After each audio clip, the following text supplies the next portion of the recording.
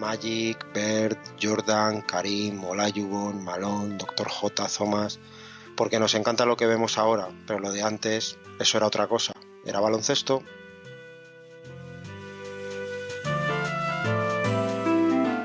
Llevamos esto, no sabemos muy bien a dónde, entre mi compañero Manuel y quien nos habla, José Manuel.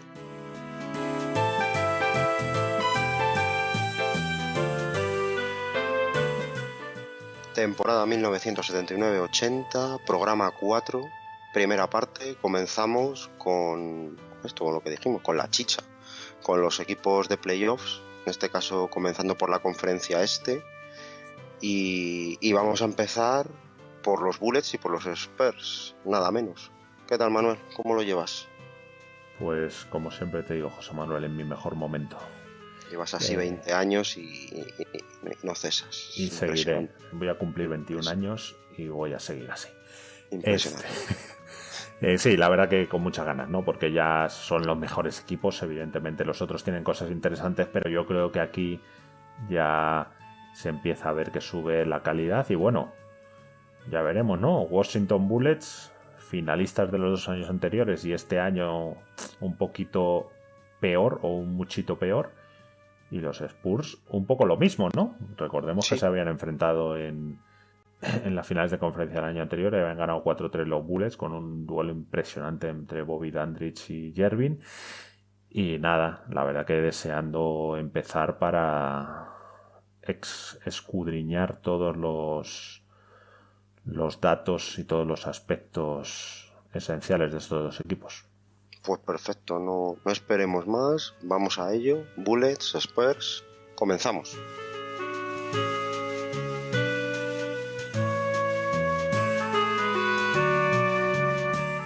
José Manuel, ya estamos metidos con los equipos del este que se clasificaron para playoff. Y el primero es Washington, que acabó con un récord de 39 victorias, 43 derrotas. Ya hemos dicho, hablando de los Knicks, que tuvieron el mismo récord, pero que por el tema de los puntos a favor creo que fue, ¿no? Porque en enfrentamientos iban 3-3, consiguió el Washington... No, por las victorias contra los de la misma división, ¿no? Eso es, por las victorias que tenían contra... Como los dos eran de la misma división, del Atlántico, quedaron... Lo que miraron fue eso a la hora de decidirlo. Sí, recordemos que este año... Bueno, no, ha pasado algo parecido, pero este año ha sido, en la temporada 2017-18, han jugado los Timberwolves contra los contra los Nuggets, pero ha sido último partido, el que ganara se metía y se metieron Timberwolves, aunque bueno, luego la verdad es que Rockets les barrió, pero bueno, eso es otra historia. Pues sí, este equipo que venía de hacer en la 78-79 el mejor récord de toda la liga, con 54-28, primeros de la división Atlántico y de la conferencia este, por tanto, y que llegaron a la final en la que perdieron contra los Sonics de Seattle por 1-4. Recordemos que también que habían sido campeones en el 78, luego eran uno de los equipos, pues eso, top de la liga, porque se repitió finales en el 78 y en el 79 entre Seattle y Washington, y ya, pues eso, en ese momento el mejor equipo del este casi sin discusión, ¿no? En esta temporada pasada, en la 78-79, Elvin Hayes, jugadorazo, es incluido en el mejor quinteto de la temporada, queda tercero en la votación del MVP, que he leído por ahí que se dice que no caía nada bien a la mayoría de los compañeros, y en ese momento el MVP lo votaban los jugadores, y bueno, la verdad es que Malone hizo un temporadón, pero muchos dicen que siendo el mejor jugador en el mejor equipo de la liga, que pudo haber quedado mejor en la clasificación. Sí, un temita. Bueno, sí, aquí ganó Karim el MVP y sí, creo que Malone fue segundo. Lo que pasa es que, claro, Elgin Hayes, si hablaremos el estilo de juego, la verdad que el tío era bastante chupón y la verdad que tenía esa media vuelta muy buena, era un tío muy atlético jugando de 4, pero claro, yo entiendo que los compañeros, o sea, hacía estadísticas fácilmente, sobre todo en temporada regular, ¿no? Luego ya en playoff seguía con buenos números, pero no era el clásico jugador que dice, joder, va a haber un sexto y un séptimo partido y ahí va a hacer va a meter 30 puntos en el sexto y 35 en el séptimo. Claro, el estilo de juego que tenía, tirando tiros relativamente lejanos, ¿no? Era un estilo complicado de mantener en partidos decisivos si no eras... Bueno, claro, eso Jordan, Larry Bird, y yo creo que este estaba un peldaño por debajo, pero había sido un jugador que en los años 70 había sido un anotador brutal. De hecho, él se retiró, ya lo hablaremos, con 50.000 minutos jugados, un porrón de puntos y de rebotes, y aquí, bueno, no estaba en su mejor momento, pero claro, seguía manteniendo una calidad tremenda. Recordemos que este jugador llegó un año antes que Karim a la liga. Tuvieron sus duelos él en la Universidad de Houston y Karim en UCLA. Y bueno, como tú dices, un jugadorazo, pero ahora comentaré unas cosas más adelante cuando sigamos hablando de Houston sobre su temporada. Sí, bueno, en esta 78-79 el MVP fue Malone. Claro, estoy hablando de la temporada anterior, claro, que era eso. Discúlpame, que José Manuel, discúlpame, tienes toda la razón del mundo. Y quedó este hombre tercero en la votación y segundo fue Karim. Parezco un general manager de la NBA. Es verdad, uno cualquiera. Eres mi Sanjinki. Y nada, también en esta temporada anterior, pues Bob Dandridge también había estado elegido en el segundo mejor quinteto de la liga, en el mejor quinteto defensivo. Bueno, pues eso, que da una idea del equipazo que tenía, aparte de Wes Unseld, ahí con sus bloqueos, sus pases a una mano, sacando el contraataque, y bueno, pues es un equipazo. Y vamos, nada que más que añadir si ya llevan 2 temporadas llegando a la final. Claro, para que nos hagamos una idea de la importancia de Bob Dandridge, este jugador había jugado 4 finales en los años 70. Correcto. Una en el... O sea, jugó 2 con los Milwaukee Bucks en el 71 y el 74, ganó en el 71, en el 74 perdió contra Celtics 4-3, y en el 70, las 2 finales que acabas de comentar, de entre Bullets y Sonics, él las jugó, ganó en el 78 con los Bullets y perdió en el 79. De hecho, fue el máximo anotador de las finales de la NBA en esa década, más que nada porque fue el que más jugó y era un muy buen jugador. De hecho, hay por ahí un especial de la NBA donde recuerdan el 7º partido contra los San Antonio Spurs y están él y George Gervin, o sea que era ese tipo de duelos con los que tenía un jugadorazo como y Wes Unseld. Yo creo que otro mítico, quizás no tan espectacular, pero el clásico, yo creo que Wes Unseld, y hablaremos mucho en estos podcasts, jugador de equipo, ¿no? Que no destacaba, no era un gran anotador, pero lo daba todo, aparte era una roca, lo dicen todos los rivales. Sí, un caso de estos que fue Rookie del Año y MVP la misma temporada. Con alguna historia que hay por ahí de por qué consiguió el premio. Bob Dandridge, otro de estos que ya hemos hablado, de los que no se sabe muy bien por qué no están en el Hall of Fame, con todo eso que has comentado. Incomprensible. Y no es Hall of Famer. Y nada, pues el verano antes de nuestra temporada 79-80 parecía que todavía mejoraban más al equipo, porque fichan a Kevin Porter como agente libre veterano, a cambio de 2 primeras rondas del draft, del 80 y del 82, que van a parar a Detroit. Y nada, ya hemos hablado cuando hemos comentado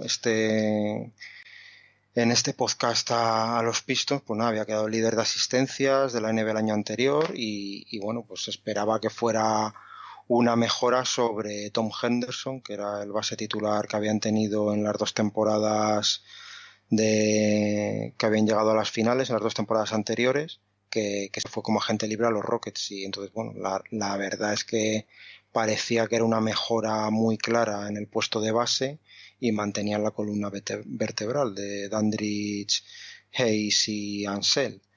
Así que parecía que todo indicaba que este equipo se iba a seguir manteniendo en lo más alto de la clasificación y era el claro favorito para la conferencia no con los entretraspasos que habían hecho y lo bien que habían quedado en la clasificación el año anterior, pues no tenían picks por un lado en primera ronda y lo que pudieron coger en el draft pues no se esperaba mucho de ellos, así que la única incorporación el único cambio era la incorporación de de Kevin Porter y la baja de Tom Henderson. Con esto lo que quedaba era pues un equipo súper sólido que muy bueno en ataque, habían quedado terceros en puntos anotados en la temporada anterior y bueno, había naufragado, digamos, ante la defensa de los Sonics en las finales del 79, porque ahí que se quedaron con una media de 96 puntos por partido cuando en temporada regular habían promediado más de 114, lo que daba una idea de lo mal que jugaron esas últimas finales, pero vamos, lo dicho, no les había restado nada en la consideración de favoritos. La línea de 3 parecía que también les iba a favorecer la aparición de la línea de 3 porque tenían jugadores como Phil Chenier, como Kevin Grevy y Roger Pigley que eran considerados grandes tiradores de media distancia y se esperaba que esta nueva línea les beneficiara. Kevin Grevy iba a ser el escolta titular, que era un alero reconvertido a escolta realmente, que la verdad es que en cualquier otro equipo podríamos decir que era de estos que se pensaba que podía ser hasta All-Star, porque bueno, aquí estaba la sombra del trío Hayes, Dandridge y Ansel, pero bueno, venía de anotar más de 15 puntos por partido los 2 años anteriores sin haber jugado nunca más de 30 minutos por partido, o sea que era un cañonero y era la cuarta opción nada menos de este equipo, ahora incluso con Kevin Porter la quinta, o sea que da una idea de la cantidad de armas que tenía este equipo. Pero bueno, lo cierto es que el juego de ataque de Washington iba a girar en torno a Bob Dandridge, que había anotado más de 20 puntos por partido el año anterior y que tú ya has comentado lo gran jugador que era, y Elvin Hayes, que había estado casi en 22 puntos el año anterior y bueno, que desde el poste bajo con el tiro que tú comentabas a media distancia, a media vuelta, y la agresividad que tenía yendo hacia el aro, era uno de los mejores reboteadores también de la liga en ataque, no al nivel de Moses Malone, pero por ahí le andaba.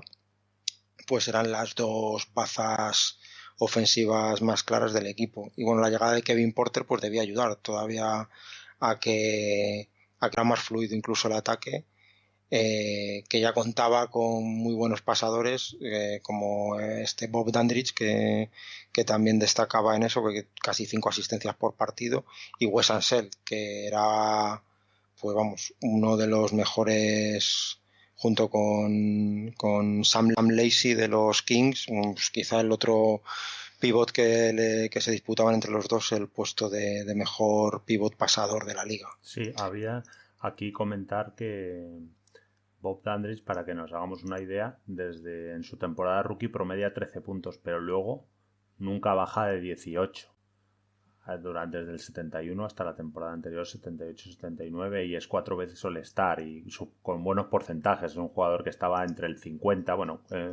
las peores temporadas 47, pero tiene 3 temporadas donde llega al 50%, o sea, era un muy buen jugador, siempre ayudando al rebote. De hecho, cuando acaba su carrera tiene 7 de media, pero vamos, en ese tramo que hemos comentado siempre está entre 7 y 8 rebotes, también dando sus 3 asistencias. O sea, para mí un jugadorazo, y como tú has dicho, lo del Hall, que no sea Hall of Fame, es absolutamente incomprensible. A mí me recuerda mucho este caso, y hablaremos con los Lakers, el de Jamal Wilkins, ¿no? Que son jugadores con muchos años rindiendo muy bien en equipos campeones, o sea, con buenas actuaciones en playoff, manteniendo el nivel de temporada regular, y que, no sé, por cualquier circunstancia, no se sabe por qué, no han tenido. De hecho, no han jugado tantos All-Stars, ¿no? Como otros que a priori, pues no sé, se me ocurren nuestro adorado Adrian Dantley, que le estamos machacando en este podcast, y a, por ejemplo, Marc Aguirre, ¿no? O el mismo Alex English que hemos hablado, ¿no? A lo mejor evidentemente Alex English era un jugador que anotaba casi 30, pero joder, yo creo que anotar 20 durante muchos años y en un equipo campeón, porque evidentemente ellos nunca habían sido primeras espadas, con lo cual sus tiros estaban relativamente limitados, ¿no? No podían hacerse 25 tiros por partido. Bueno, y luego además un jugador que si se le ve en los vídeos será súper fino, tirando, moviéndose, ¿no? Ahí un poquito a cámara lenta, economizando movimientos, y bueno, muy recomendable buscar vídeos suyos en YouTube, el que no le conozca, o ver partidos completos mejor si se puede. Sí. Y nada, pasando a la defensa, en el verano, pues bueno, se hablaba de que la defensa exterior había sido el principal problema que habían tenido en estos años dentro de lo bueno que era el equipo, y de hecho se consideraba que por fuera eran uno de los equipos más flojos de la liga en defensa. Y bueno, la llegada de Kevin Porter no iba a ayudar mucho a mejorarla.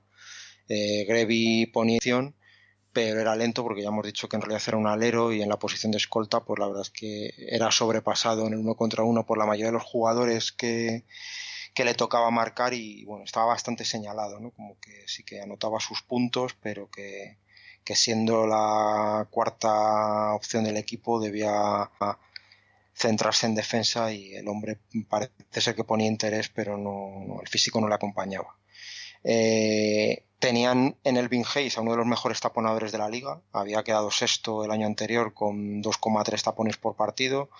Tenían a Dandridge en el puesto de alero, que para muchos estaba en el top 3 en cuanto a aleros defensivos de la NBA, y la verdad es que con ellos se maquillaban bastante las carencias exteriores. Además tenían luego por dentro a Wes Unseld, que bueno, que era un 5 atípico, tú ya los comentaron, una roca físicamente, poco más de 2 metros, o incluso algunos dicen que menos de 2 metros, pero vamos, 110 kilos de ladrillo, y que suplía eso, la falta de altura con fuerza, básicamente siendo uno de los pivots que se ha dicho a lo largo de la historia que era de los que era más difícil ganarles la posición, además de que era un grandísimo reboteador, había llegado a liderar la liga en una temporada, y tanto en ataque, ya lo hemos comentado, como en defensa eran estos tres jugadores los que cargaban con el peso del equipo, pero vamos, Washington en el no era la defensa, no era por lo que iba a ganar los partidos al final.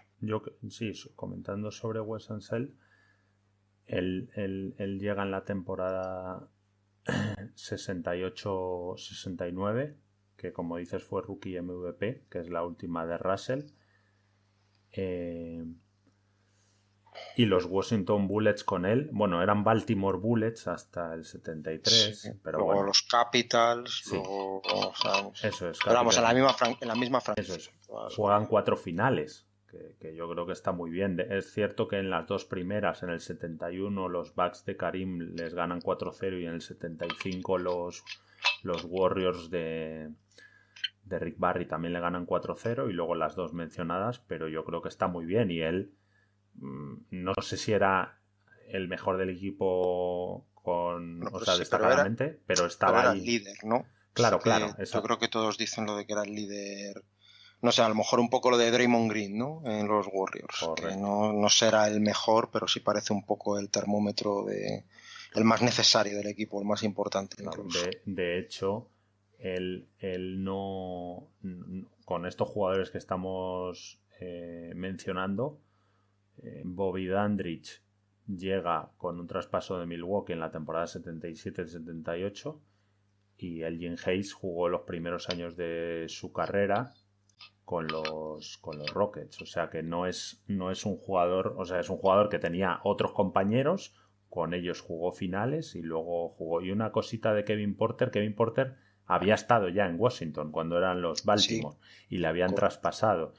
Es un jugador curioso, ¿no? Porque fue saltando de una franquicia a otra, y no sé, me parece raro, ¿no? Que un jugador que en teoría tenía unos números muy buenos en asistencias y en prestaciones, bueno, luego es cierto las pérdidas de balón, que le suelten así, ¿no? Porque le sueltan a Detroit ellos, luego Detroit juega con los Nets, vuelve a Detroit, ahora Washington, no sé, raro, ¿no?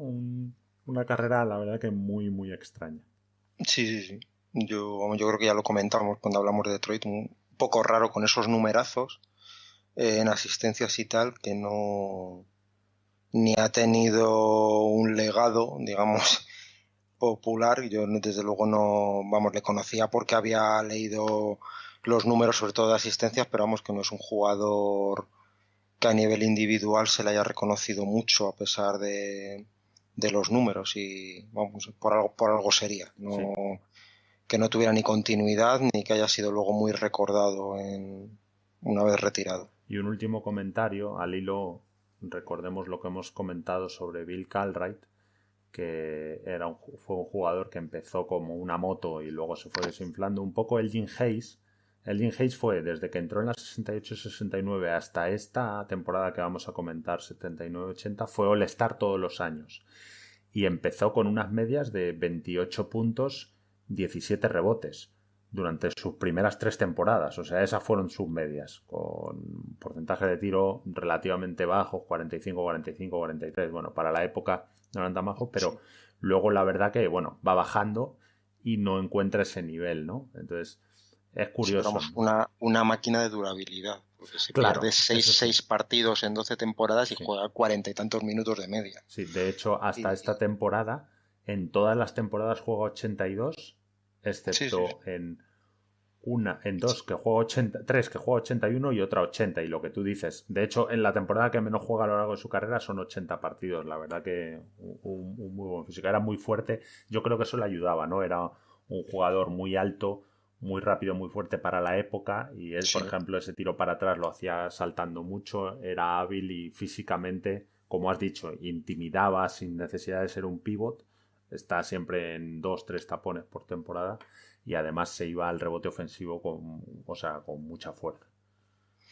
Y nada, de comentar que Washington era, sobre todo, un equipo que era un dominio en el rebote, porque era en lo que más destacaba. Tenía entre Dandridge, Hayes y Anseld, era una garantía, o sea, entre los tres eran casi 30 rebotes de media, y aparte tenían en el banquillo, que hasta ahora no habíamos hablado de él, de Mitch Kupchak, que también la temporada anterior había hecho más de 6 rebotes por partido en poco más de 24 minutos de juego. O sea que al final él era el tercer pívot que podía suplir tanto a Hayes como a Ansel jugando de 4 y de 5, y vamos, era también un súper reboteador cuando estaba físicamente bien, y esto hacía de Washington una máquina arrolladora en el rebote. A nivel general, en el verano lo que se hablaba era de que, bueno, un equipo que había conseguido el mejor balance en la temporada regular un año antes y encima sumaban al líder de asistencias de la liga sin perder ninguna pieza importante, porque él era, como hemos dicho, era para mí, bueno, creo que estarás de acuerdo, en una mejora respecto a Tom Henderson. Pues tenía que ser favorito a todo, ¿no? Tenía sus 3 referentes que parecían ya que llevaban toda la vida ahí juntos, que eran Ansel, Hayes y Dandridge, que bueno, sumaban casi 100 años. Estaba claro que este trío se acercaba al fin de sus carreras, pero bueno, después de ser finalistas en el 79 y campeones en el 78, se seguía confiando en ellos para volver un tercer año a las finales, y bueno, de hecho, por lo que he leído en previas de la temporada, en muchos sitios se les seguía dando como favoritos para llegar por tercera vez a la final. Y las lesiones eran la principal preocupación que iban a tener. Kupchak, del que he hablado antes, por ejemplo, pues había perdido los playoffs del 79 por problemas en la espalda. Le habían tenido que volver a operar en este verano del 79 y se decía que iba a estar de baja, y lo estuvo de hecho hasta inicios del año 80, ¿no? Y bueno, lo cierto es que sin él no había repuestos interiores de garantías, y si fallaban algunos de estos jugadores tan veteranos, que aunque ya hemos dicho que eran un prodigio de durabilidad, los años no pasaban en balde, no era lo normal que no pasaran, que les terminara pasando factura, y si no había garantías en el banquillo, ahí es por donde los Bullets podían empezar a fallar, porque bueno, pocos equipos presentaban un 5 inicial tan potente, y en el banquillo, eso sí, estaban en condiciones, tenía también bastante solvencia, y bueno, pues eso, un equipo top de la liga. El 5 inicial iba a ser, bueno, llamamos a todos los jugadores: Kevin Porter de base, Kevin Grevy de escolta, Bob Dandridge de alero, Elvin Hayes de ala pivot y Wes Ansel de pivot. Y en el banquillo pues estaría parte de Mitch Kupchak, que bueno, que era un jugadorazo en aquel entonces, antes de las lesiones, casi 15 puntos, más de 6 rebotes por partido saliendo desde el banquillo, que vamos, con un rol fundamental en el equipo porque podía rendir tanto de 4 como de 5. En posiciones exteriores tenían a otro jugadorazo como era Phil Chenier, que igual no es muy conocido, pero bueno, había sido 3 veces All-Star, y entre el 73 y el 77 había sido uno de los mejores escoltas de la liga. Había promediado de hecho casi 22 puntos por partido si se suman esas 5 temporadas, y bueno, lo único que en la temporada anterior se había quedado en 5,8 porque había estado lastrado por las lesiones, pero era otro caso igual, que si estaba sano era un lujazo en el banquillo, pero bueno, La duda era ese Easy, iba a estar sano o no.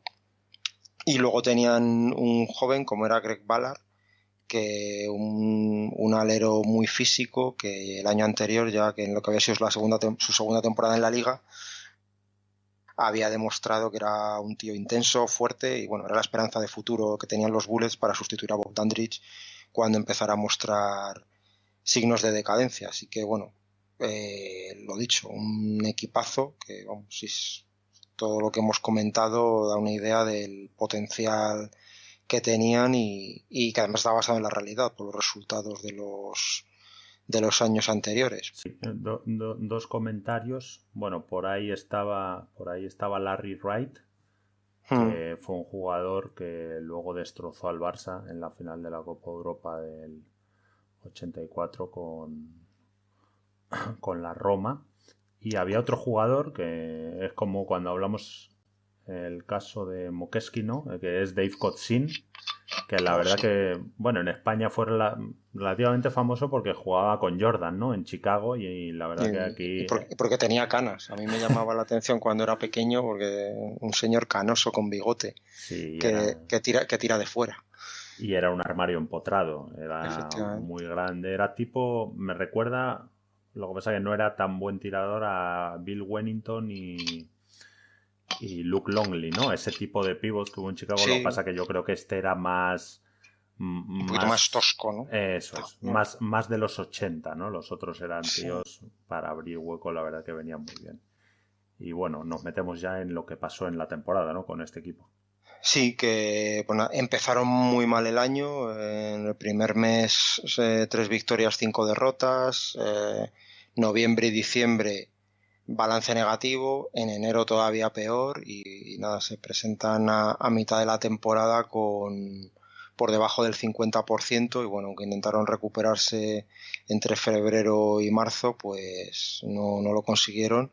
Y acaban nada menos que con 15 victorias menos que el año anterior, a pesar de ese refuerzo de Porter y de todo. No funcionó nada, hubo lesiones, como ya hemos dicho, ese podía ser su principal problema y lo sufrieron. Y bueno, Dandridge se perdió 37 partidos, Kapchak, que este ya se sabía, 42, y vamos, eso lastró al equipo que terminó decepcionado, con la moral baja, porque quedaron pues, muy por debajo de las expectativas. Bueno, tras varios años en la élite, siendo la franquicia más regular de los 70, para mí el equipo de los 70, porque como bueno, es una década tan tumultuosa y que hubo tantos vaivenes, un equipo, lo que tú has dicho, que ha sido 4 veces finalista, aunque solo se llevara un anillo, para mí es el equipo de los 70. Y bueno, pues esta temporada quedaba muy por debajo de lo que de ellos se podía esperar. Sí, sobre todo José Manuel, como he dicho,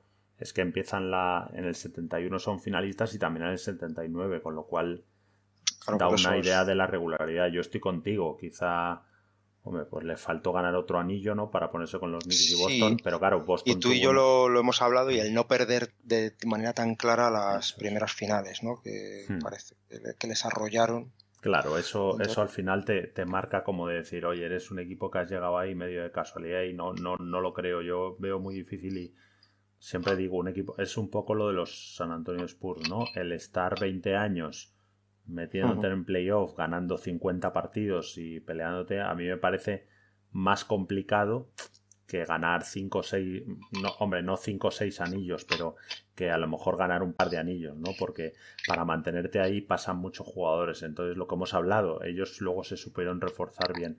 Quiero comentar un tema que has dicho de la temporada con Kevin Porter, ¿no? Es rarísimo, porque fíjate, en la temporada anterior, que tú lo has comentado, él es el líder absoluto de la NBA con 13,4 asistencias, ¿no? Que era el récord absoluto, pero juega 37 minutos.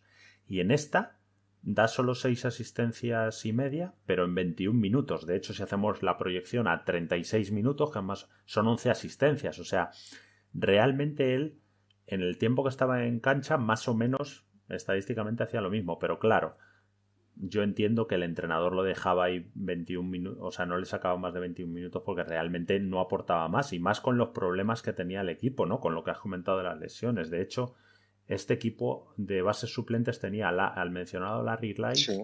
y a un veterano, Jim Clemons, que luego también fue famoso porque fue segundo entrenador, creo que fue en Chicago, también fue primer entrenador en Dallas.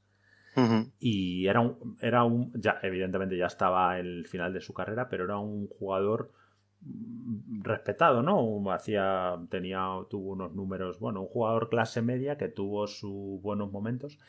Pero a mí esto de Porter, la verdad que Sí, me chirría. deja... Sí, sí, sí. Es como, oye, mira, te hemos fichado, ya te conocíamos, pero realmente no... Sí, das muchas asistencias. Creo que también lo que hemos comentado antes, que es un poco lo de Rayon Rondo, ¿no? Que le critican Sí. muchísimo porque ahora con la de la estadística avanzada se ve que realmente él amasa demasiado el balón para conseguir una asistencia, con lo cual sí, acabas con 12 asistencias, pero en 30 ataques que has tenido el balón te has chupado 16 segundos de posesión, con lo cual has matado al equipo, ¿no? Sí, de Habría hecho, que... el año anterior en Detroit, que lo comentamos,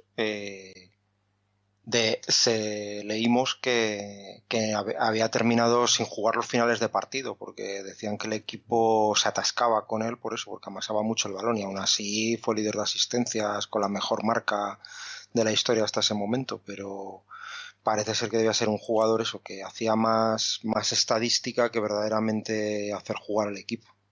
Y luego has comentado que es raro, ¿no? Porque siendo favoritos, como has dicho, empiezan fatal, ¿no? De hecho, no tienen ningún mes positivo hasta febrero, que consiguen lo que has dicho, ¿no? El 56-6 y el último 18, pero joder, tener 4 meses malos, evidentemente de las lesiones, ¿no? Pero bueno, el Jim Hayes y Wes Ansell sí estuvieron sanos y en teoría este refuerzo debió ayudarles, que para nada, ¿no? Entonces, Para nada, para nada. una pena. Ahora vas a comentar un poco los más destacados, ¿no? Sí, porque lo que has comentado, en cuanto a números, pues por ejemplo Elvin Hayes, que ya tenía 34 castañas y 12 temporadas a sus espaldas, con lo que hemos dicho, jugando 80-82 partidos por temporada y 40 y tantos minutos, pues de nuevo All-Star por 12ª temporada consecutiva, que bueno, todas las que llevaba en la liga, segundo en la liga en minutos jugados, octavo en puntos, sexto en rebotes, quinto en tapones, bueno, una máquina de producir a pesar de la edad y de tener que cargar con el peso ofensivo casi la mayor carga ofensiva de su carrera por la baja tan prolongada de Dandridge y que bueno, cuando jugó este alero nunca estuvo a su nivel y bueno, pues acaba con Hayes con 23 puntos, son más de 11 rebotes, 2,3 tapones. Bueno, lo único lo de los tiros de campo, que tú ya lo has comentado antes, que nunca fue vamos, no se acerca ni de lejos al 50%, se queda en poco más de un 45%, pero bueno, un temporadón de este hombre, sobre todo teniendo en cuenta la edad y de los años en los que estamos hablando, que 34 años de entonces, yo qué sé, sería como 38 de ahora para los jugadores y estamos hablando de unos números, vamos, yo diría sorprendentes Sí, para un jugador. sí, a mí espectacular. De hecho, esto de durabilidad en su libro, en su biografía del año 83 de Pasos de Gigante de Karim, Uh-huh. él comenta un poco, ¿no? Él dice que... Y bueno, Bill Simmons también lo comenta en el libro en su Biblia del baloncesto. Hablan del yoga, ¿no? Dice Karim que a él le ayudó mucho el ser capaz de estirar. De hecho, comenta que se reían de él, ¿no? Cuando él lo hacía y dicen que le ayudó. Y como tú dices, primero que las canchas no eran las de ahora, los suelos no eran los parquets estos flotantes, era el parqué como el que tienes en tu casa Sí, puesto sí. encima del hormigón. Hasta bien avanzada la década. Luego el tema de las dietas, el tema de los entrenamientos, la recuperación, o sea, Sí, todo bueno, esto que se ha ido recordemos que en esta época, al final de los partidos, había una bañera con cerveza para los contrarios en los vestuarios. O sea, que ese era el concepto que había al terminar los partidos, que eso lo comentaba Larry Bird también en su libro este de Drive, lo de que claro, que te encontrabas de repente allí con la lata de cerveza en el vestuario, un gesto de cortesía con el contrario. Sí, y por ejemplo, como hemos comentado de números, evidentemente lo de los bajos porcentajes era un jugador, cualquiera que vea cualquier partido, que a pesar de jugar de ala pivot, la mitad de sus tiros lo hacía de fuera y en posiciones Sí. forzadas. Entonces hay que tenerlo. Pero bueno, luego tampoco en tiros libres era una maravilla. Esta temporada acabó en el 70. Pero sí quiero destacar que, curiosamente, cuando vamos a estadísticas avanzadas, por ejemplo, ¿qué hacían por cada 100 posesiones los Bullets con él? Y anotaban 101 puntos, pero recibían 103. Mientras que, por ejemplo, con Wes Unseld anotaban 114 y recibían 103. Es cierto que ambos estaban muy pocos minutos fuera, pero es significativo, ¿no? Luego hay otra estadística que es el PER, Player Efficiency Rating, que bueno, mide las acciones positivas y resta las negativas, por simplificarlo, y no era el mejor del equipo. Él tenía 17,2 y el mejor, curiosamente, era Greg Ballard, ¿no? Que había tenido una muy buena temporada, jugó los 82 partidos precisamente por el tema de Bob Dandridge, y me resulta curioso, ¿no? Cómo realmente ahí en esas estadísticas avanzadas se ve que parece que no era tan importante para el equipo Elgin Hayes como sí, como los números parecen correcto, decir. Los Mondos números y Lirondos, eso es. A pesar de eso, sí. No debemos tampoco, evidentemente le estamos criticando porque le comparamos con las superestrellas. Evidentemente es un jugador pues que está entre los, no sé, 40 mejores de la historia, 50 sin discusión. Eso no hay duda y, sí. Y muy bueno, pero yo sí creo, de hecho, Bill Simmons en su libro le achaca un poco lo que le achaca a Karl, ¿no? Que en los momentos decisivos les temblaban las canillas.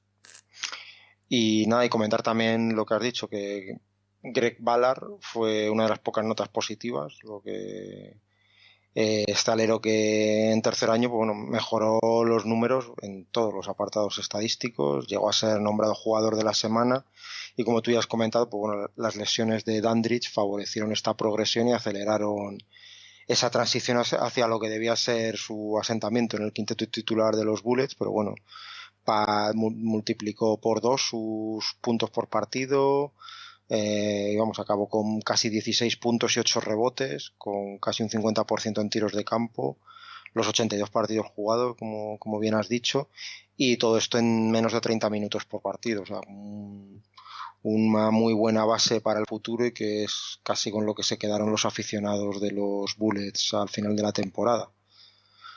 Y nada, analizando un poco las estadísticas, enlazando con esto que tú has comentado, decir que con este equipo siguió siendo uno de los mejores reboteadores uno de los mejores reboteadores de la liga. O sea, de hecho quedaron otra vez primeros. En anotación no estuvieron muy allá. El equipo pasó de ser tercero en 1979 a 18º en esta temporada en anotación y 19º en rating ofensivo, es decir, solo 3 equipos eran peores en rating ofensivo que ellos. También tuvo el peor porcentaje de la liga en tiros de campo, que bueno, si Elvin Hayes tira casi 21 veces por partido con esos porcentajes, pues bueno, se puede explicar un poco. Y nada, pues eso, un equipo que se quedó muy atrás en las expectativas respecto a lo que esperábamos, que en defensa 13º en puntos recibidos, 11º en el rating defensivo y bueno, pues jugaban con un ritmo de juego bastante alto, con muchos tiros por partido, pero bueno, bajos porcentajes, lo que hacía que ellos cogían muchos rebotes, pero también se los cogían los equipos contrarios. De hecho, era el equipo al que más rebotes en defensa capturaban los equipos contra los que se enfrentaban y bueno, comentar también que fueron el segundo equipo al que más tapones le colocaron de la liga, pero que en general los números sí que reflejan un equipo mediocre en cuanto a si nos ceñimos a esta temporada y que responden los números a la posición en la que acabaron, pues eso, en mitad de la tabla y metiéndose en los playoffs pues de milagro. Sí, la verdad que una pena porque quizá con Bob Dandridge en forma hubieran dado un poco más porque hubieran dado más guerra, ¿no? Los playoffs. Luego eso ya llegaremos. Y bueno, la verdad que eran el segundo equipo, como has dicho, de ritmo, eran el segundo equipo que más tiros tiraba, 95, y eran el peor en tiros de campo, anotaban un 46. La verdad que eso define, con esos números, es bastante hicieron con llegar, ¿no? Bueno, ya estuvieron a punto de no meterse contra un equipo, o sea, luchando contra un equipo como los Knicks, que tenía muchísimos jugadores jóvenes y era un equipo claramente en formación. Una pena. Bueno, terminamos aquí los Bullets.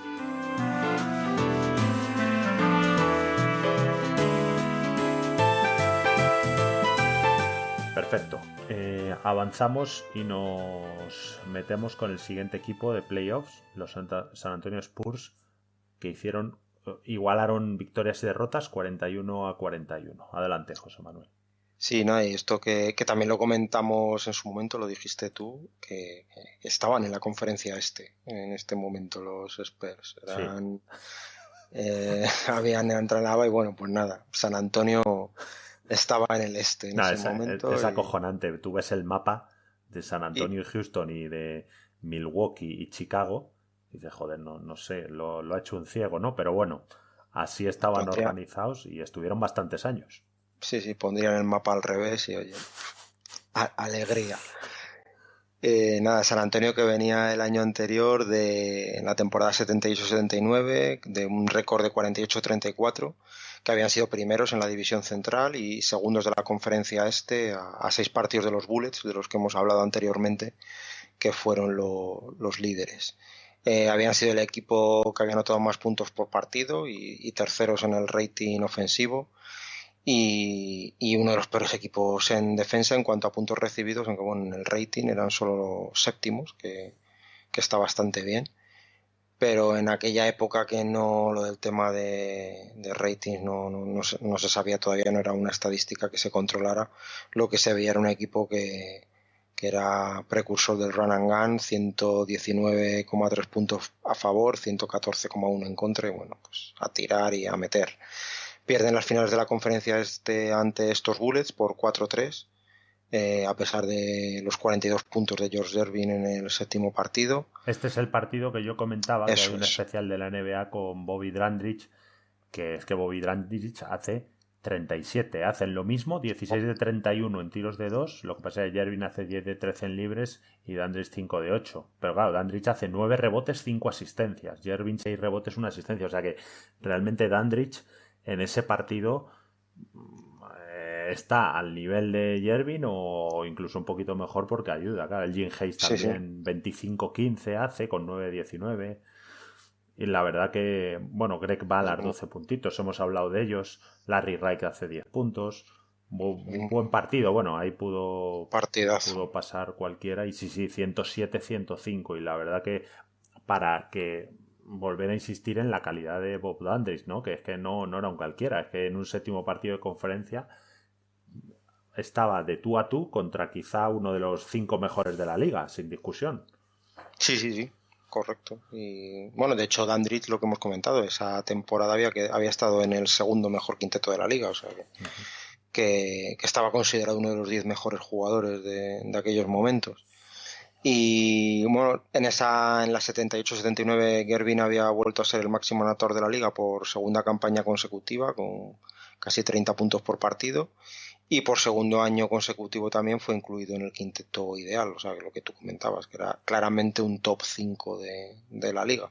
Sí, a mí, aunque ya hemos comentado, José Manuel, yo reincidir, George Gervin jugaría hoy y metería 30. Es que aparte es que hay que destacar que era tipo Magic, ¿no? Pero era, yo creo que más ágil, era muy alto, muy ligero, era jugada de 2, pesaría 85 kilos y luego participaba en concursos de mates, o sea, se iba para adentro y acababa con el famoso finger roll, que lo hacía muy bien, ¿no? Contra tabla o se lo hacía perfecto. La metía para abajo. Insisto que estuvo aquí en el TDK ya con 38 años debía tener o 37 y las metía de todos los colores en un equipo menor, pero vamos, que era un día 35 y al siguiente 47. Para mí imparable, o sea, de esos jugadores que lo único que podías pensar es decir, bueno, que baje un poco los porcentajes y encima tenía buen porcentaje, estaba siempre por encima de 50. Sí. Visualmente muy muy bueno, cualquier partido que se vea de esta temporada o de las anteriores, la verdad que me merece mucho la pena. Por cierto, habla muy bien de él el Dr. J. Julius Erving en su libro, porque George Erving No, el doctor llegó Bueno, coincidieron en el equipo cuando Jervin era todavía un poquito más joven Sí, y le tuvieron que cambiar andaba. por, bueno, temas monetarios, etcétera, y la verdad que habla muy bien de él, un tío, pues eso, muy tranquilo y que eso, que era una máquina, que aparte de esos jugadores que le tienes que defender el todo el campo, ¿no? Porque como hemos hablado y hablaremos, no sé, un jugador como el Doctor J o a lo mejor Magic, les puedes dar un metro, ¿no? Para la ayuda o para que no te desborden, pero realmente Jervin, yo me imagino el entrenador al defensor decirle, bueno, reza lo que sepas y que no te haga nada. Sí, sí, sí. Bueno, sí, además que era también otro modelo de consistencia anotadora, que es un cañonero espectacular. Y nada, para la nueva temporada, en verano, para la 79-80, pues fichan a Kevin Restani, que había jugado la temporada anterior en Milwaukee. Y bueno, era un alero a la pivot que en teoría venía para reforzar el banquillo, pero bueno, que también terminó jugando de titular, ahora lo veremos.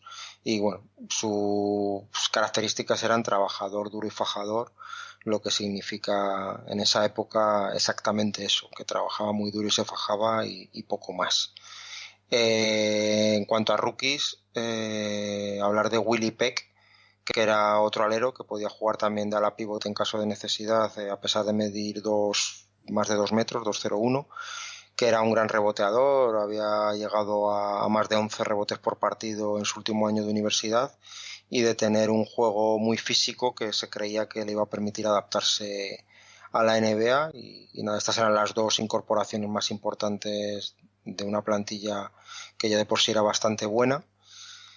Que nada, ya hemos comentado que se caracterizaba sobre todo por el atacar. El ataque de San Antonio, además, pues bueno, empezaba y terminaba en el exterior con George Gervin. Se puede decir que la mayoría de las jugadas estaban pensadas para él. Y en el interior, en menor medida, pero también con un papel muy importante, pues era la pívot Larry Kennon, que era un personaje, parece ser, en cuanto a los problemas que causaba en el vestuario y fuera del campo. Y nada, entre los dos lanzaban casi la mitad de los tiros de los Spurs, o sea que ya vemos el peso ofensivo con el que cargaban. Un equipo que, como ya hemos dicho, había sido el mejor ataque de la liga el año anterior. Una anécdota, también se incorporaba al equipo un tal Sylvester Norris. Sí, otro Que, conocido. correcto, que era hermano del gran Audi Norris.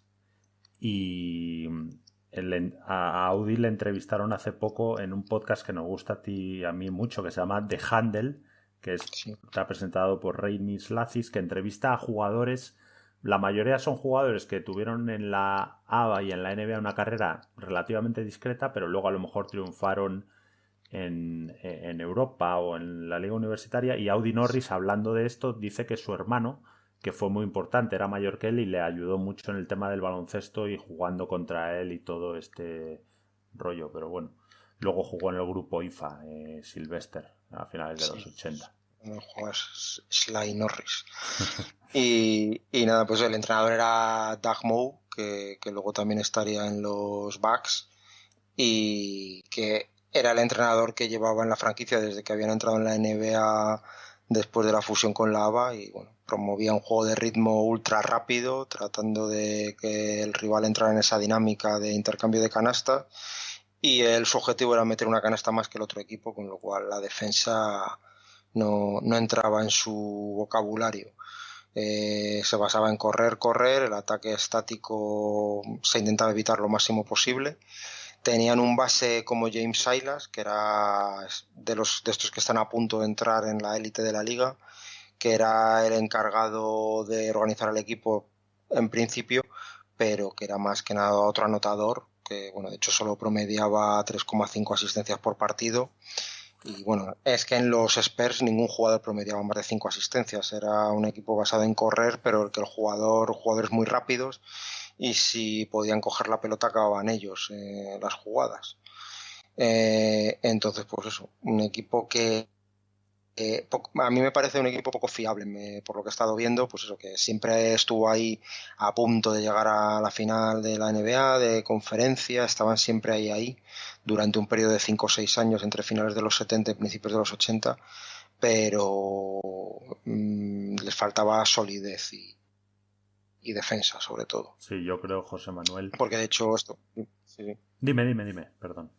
No, que iba a decir eso, que es que sin defensa algo al menos tienes que tener. Si solo te dedicas a atacar, pues bueno, serás un equipo divertido de ver.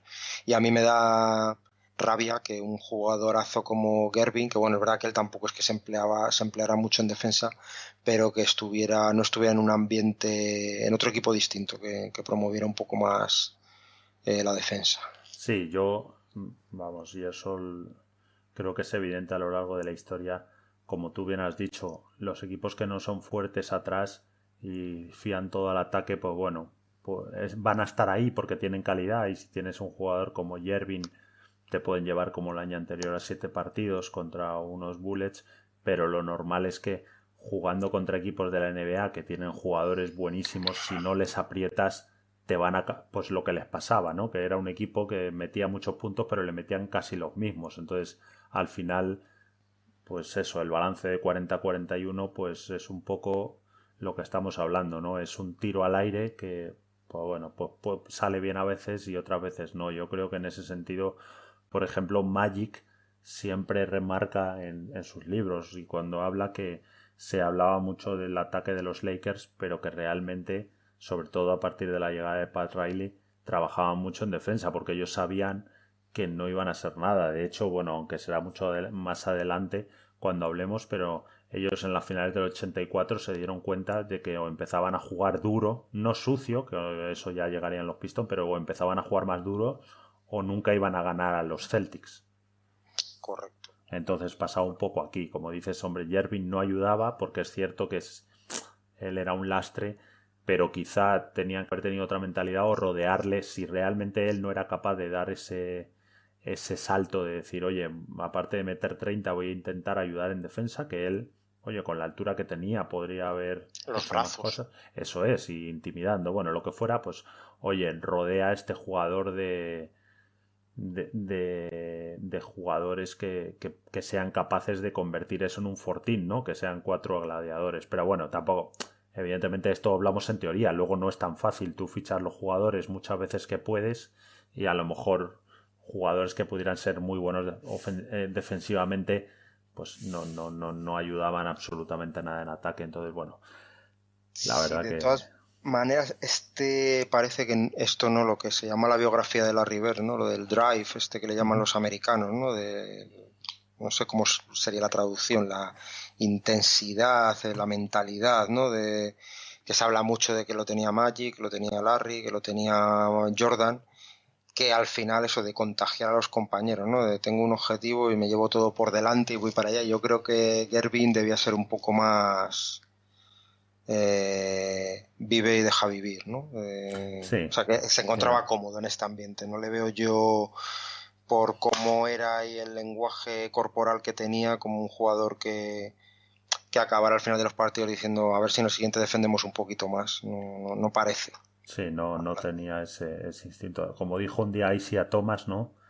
Le preguntaron que quién era mejor, creo que Larry, Magic o Jordan. Dice, mira, yo no lo sé, pero si me metes a mí con ellos tres en una habitación a oscuras, sé que el que va a salir vivo de ahí es Larry Bird, ¿no? Un poco diciendo haciendo hincapié en ese instinto asesino, ¿no? De, como tú has dicho, oye, este es el objetivo y voy a pasar por encima. Si Steve Kerr me mete 3 triples en un entreno, le voy a meter un puñetazo y no me lo va a volver a hacer y le voy a defender a muerte. Yo creo que, como dices, Gervin tenía pinta de buen chico y de no preocupar. Como decía Mahale, ¿no?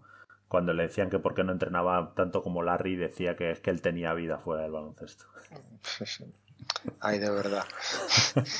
Y nada, bueno, en este equipo es que prácticamente el Billy Paul, el pívot titular, un jugador súper elegante, al que recomiendo ver al que no le conozca, tanto fuera como dentro de la cancha, que unos peinados imposibles.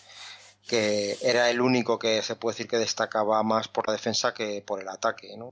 También Mike Gale, que era el base suplente, que jugaba bastante, pues se esforzaba, pero bueno, que dentro de una filosofía donde lo que primaba era anotar y anotar, pues lo que hablábamos, era difícil, entiendo que era difícil emplearse con intensidad en defensa. En cuanto a rebotes, pues también esto Billy Paul, y ayudaba a Larry Kennon, que eran al final los dos interiores titulares, pero bueno, ninguno creo que podíamos considerarlo entre la élite de la liga en estos aspectos. Sabemos que en general pues el equipo era bastante flojo atrás. Y esto hacía que bueno, que el equipo en realidad con el talento de Gervin para anotar en cualquier momento, en cualquier situación, bueno, un jugador al que le podías dar la pelota en el medio campo y saber que seguramente iba a anotar y con buenos porcentajes, pues hace que se pensaba al inicio de temporada que los Spurs iban a estar en lo alto de la conferencia sí o sí, porque era lo que venían haciendo los últimos años y porque tenían a esta superestrella. Además, esto le añadíamos que contaban con Larry Kennon de ala pivot y conseguía mantener el nivel tras la gran temporada anterior, que bueno, no lo hemos comentado, pero en la 78-79 el amigo estuvo en casi 23 puntos, casi 10 rebotes y más de 4 asistencias por partido, o sea que teniendo un segundo espada así, que ya hemos dicho que la cabeza no le iba demasiado bien, pues los Spurs volvían a ser un equipo temible y aspirante a todo en un que parecía que iba a estar muy competido y en el que un equipo que basaba todo, como hemos dicho, en el ataque y en imponer un ritmo de juego altísimo, corriendo de arriba abajo, obligando a los rivales a adaptarse a ese modo de juego, donde en teoría se sabían dominadores, aunque lo que tú has comentado, los equipos que juegan al intercambio de canastas, pues eso, no son fiables, ¿no? Había también un problema en el banquillo, falta de profundidad y de una tercera espada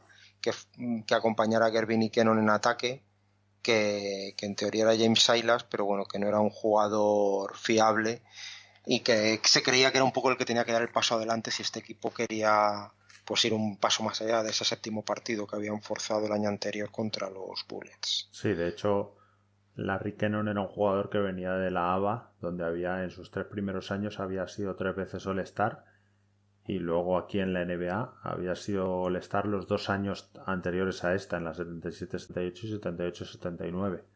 Sí, Como sí, dices, tuvo un temporadón y la verdad que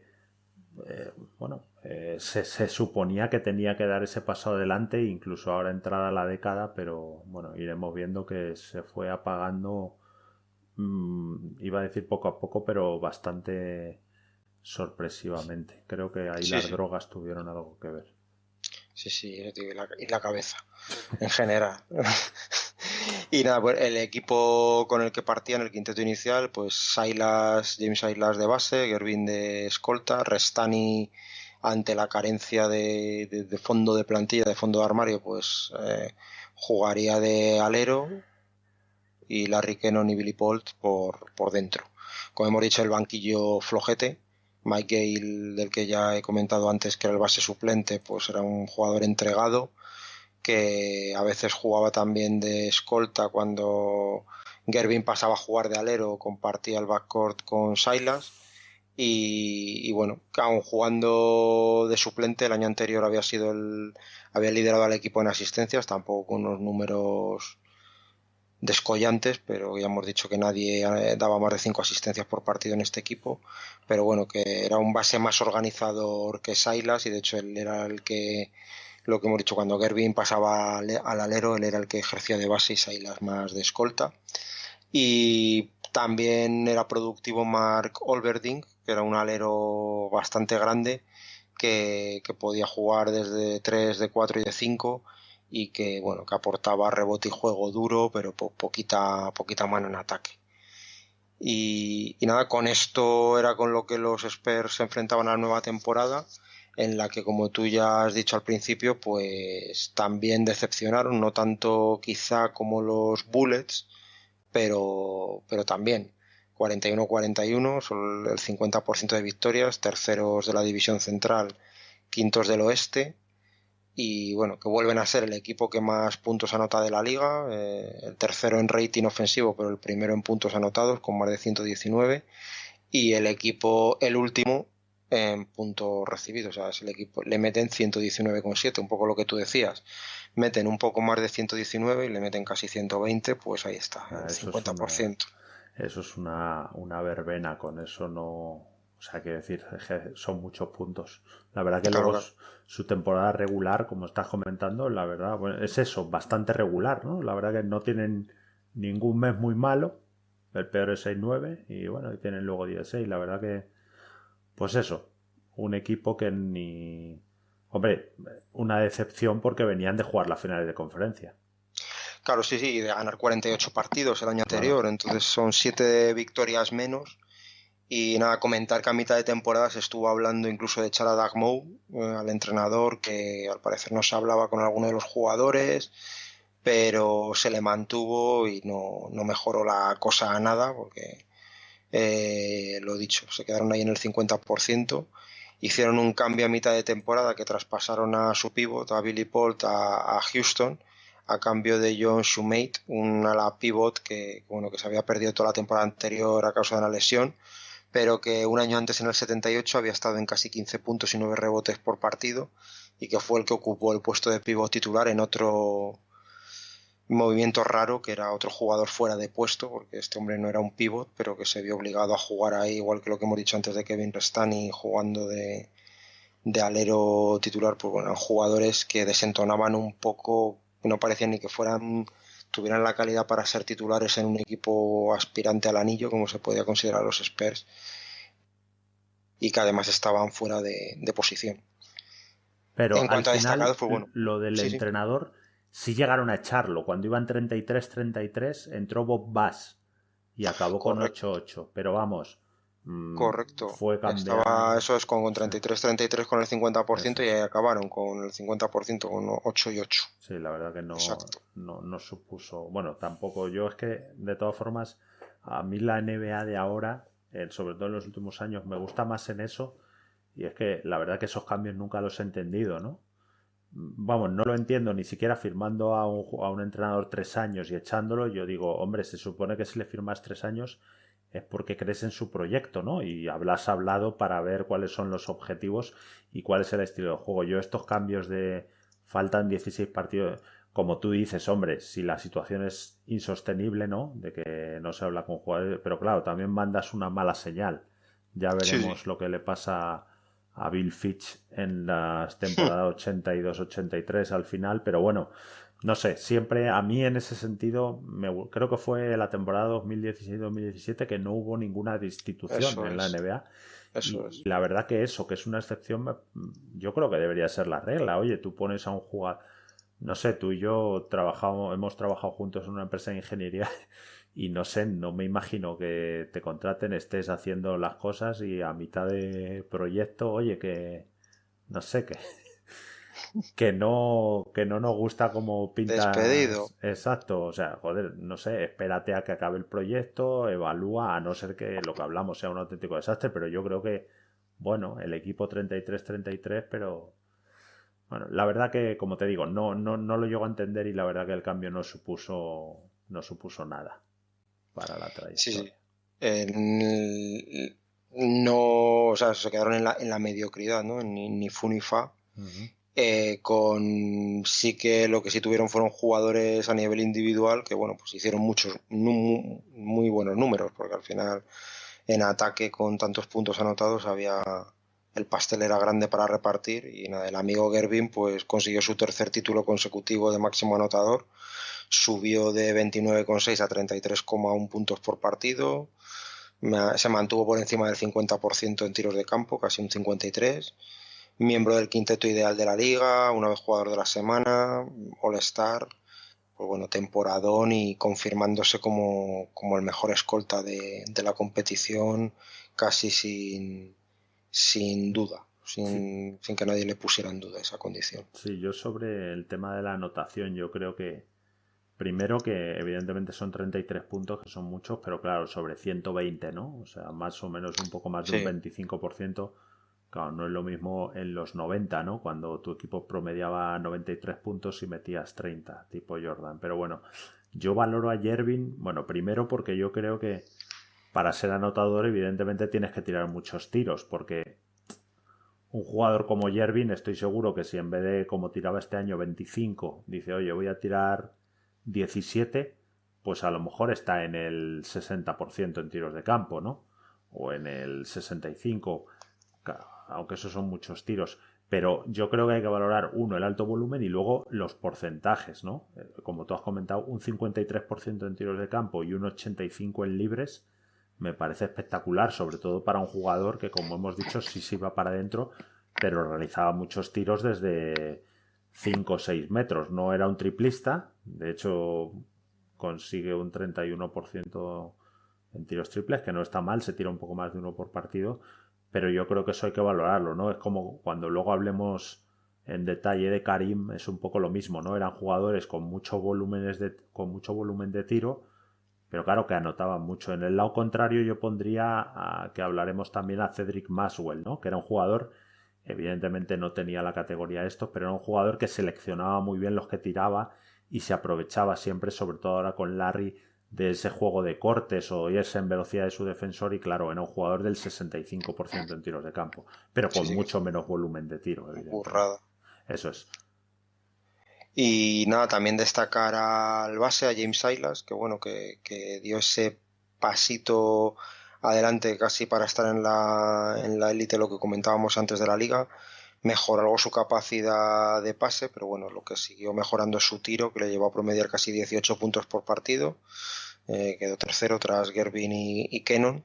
Y se habló mucho de sus enfrentamientos con Doug Moe hasta que este fue destituido, acerca de su tiempo de juego, que hasta públicamente se manifestó en contra de cómo le usaba el entrenador, ya que no llegó ni a 30 minutos por partido y él pensaba que merecía más. Y bueno, viendo lo productivo que parecía en ataque y los resultados del equipo, pues igual tenía razón. Sí, yo hay una estadística que a mí me, o sea, para, como hemos dicho, medir la defensa es muy complicado, ¿no? Pero yo creo que hay dos números que, aparte que el San Antonio, casi el peor equipo de la liga en los dos, es cuánto porcentaje de tiros te anotan, en este caso era el 50, igual que el peor equipo de la liga Cleveland, y cuántas asistencias permites. Permitían 31 ¿Quién es asistencias del el equipo peor equipo de contrario, la liga? eso es, pero es que el siguiente está a 3 asistencias, que es Indiana con 28, y yo creo que eso indica, a ver, si no eres capaz de defender los tiros y no eres capaz de defender la circulación de balón, joder, bueno, Sí, sí, sí. tienes un problema gravísimo y es lo que hablamos de la NBA y ya lo hemos dicho. Eran 22 equipos con 12 jugadores, porque no, repetimos que no es como ahora que hay 15, incluso más porque el tema de los lesionados salen y entran más fácil y, joder, eran jugadores muy buenos, eran el undécimo de un equipo era jugadores que luego venían a Europa, bueno, lo que hemos dicho anteriormente de Larry Wright, ¿no? Que era el Correcto. undécimo jugador de los Bullets y es un jugador que luego en Europa arrasaba y que en la época donde se traían más pivots él jugando de base, entonces la verdad que con eso, con esos dos datos que hemos dado, yo creo que, vamos, para mí te diría que es un milagro que estuvieran tan arriba y bueno, se debía, yo creo, todo a Jervin, ¿no? Que era una máquina y bueno, Larry Kennon también era muy buen jugador, yo creo. Sí, este Kenon, que lo que pasa es que este año no llegó a los niveles de lo que hemos comentado el año anterior, pero bueno, estuvo ahí técnicamente en un 20-10, ¿no? Claro. 20,1 puntos y 9,9 rebotes, pero se le criticó bastante que ya hasta dentro de este equipo cantaba su implicación en defensa, o sea, no sé, supongo que se pondría a hablar con el público Como y nuestro amigo JR, ¿no? JR efectivamente se Smith. pondría a salvar a los colegas en la grada, y que jugó en equipo pues poquito, era un agujero negro que cuando le llegaba la pelota él hacía lo suyo y bueno, pues mucha estadística y poca ayuda al equipo. Sí, Que estoy, es curioso, José Manuel, lo que hemos comentado de Larry Kennon, porque se supone que, hombre, tú has venido de en 6 temporadas, 3 en la ABA y 3 en la NBA, hacer 5 All-Stars, promediar las últimas temporadas, pues eso, 20-10 con facilidad, buenos porcentajes, cerca del 50%. Se supone que esta temporada, lo que tú has dicho, encima jugando al ataque y habiendo jugado el año pasado las finales de conferencia este, perdiendo 4-3 contra los Bullets, se supone que si tienes lo que hablábamos del instinto asesino, ¿no? Joder, estás ahí, macho, machácate ese verano y llega para comerte la temporada, porque realmente puedes ser, aparte, era un jugador poderoso físicamente, Larry Kennon.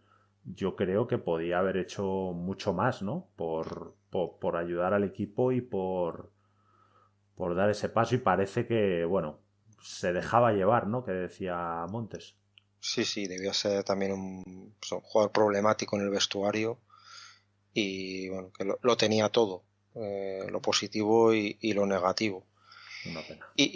Pues sí. Y bueno, pues lo que hemos comentado, lo que tú ya has comentado antes, un equipo que anotaba acabó la temporada anotando más de 119 puntos por partido, 10 más de la media de la NBA, que se dice pronto.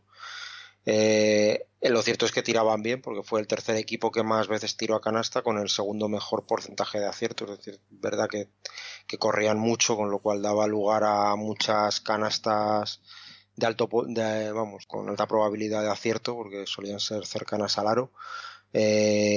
Ningún jugador de nuevo volvió a promediar más de 5 asistencias por partido. Otra vez el líder fue Mike Gale, el base suplente, con 4,7, pero aún así los Spurs fueron el segundo equipo que más pases de canasta dio, por eso, porque el que cogía la pelota era correr, y o acababa él o daba el pase sin necesidad de que la subiera el base como en otros equipos. Y comentar que fue también el cuarto equipo que más tiros libres intentó y que quedó segundo en porcentaje, porque tenía 4 jugadores por encima del 80%, con un equipo bastante seguro en ese aspecto para temas de finales de partido. Pero lo que les mató era la defensa, ¿no? Porque mientras que el año anterior habían metido 119,3, pero habían recibido solo, por así decirlo, 114,1, este año, con 119,4 a favor, pues habían recibido, como hemos comentado, 119,7. Así era muy difícil estar en la élite de la liga. Y bueno, pues todo lo que hemos comentado antes, el equipo al que más le tiraban, el que más asistencia permitía, bueno, pues un desastre que se mantenía ahí por la calidad de Gervin. Y bueno, a mí la verdad es que te lo he dicho, me da rabia, porque este equipo, cuando se ven los partidos, se le ve potencial, un equipo de juego así alegre en ataque. Evidentemente metía muchos puntos, pero que yo creo que con el entrenador adecuado, pues lo que tú decías antes, un Bill Fitch de la vida, que les hubiera puesto un poco en vereda defensiva y con un par de movimientos de la gerencia para tener jugadores más implicados ahí, que hubieran aportado un poco de dureza, yo creo que hubieran dado ese paso y alguna final hubiera caído por ahí para San Antonio. Sí, una pena. Sería un equipo que seguiría dando guerra, durante la primera mitad de los 80. Hablaremos mucho de ellos porque jugarán finales de conferencia. Bien, finalizamos los Spurs.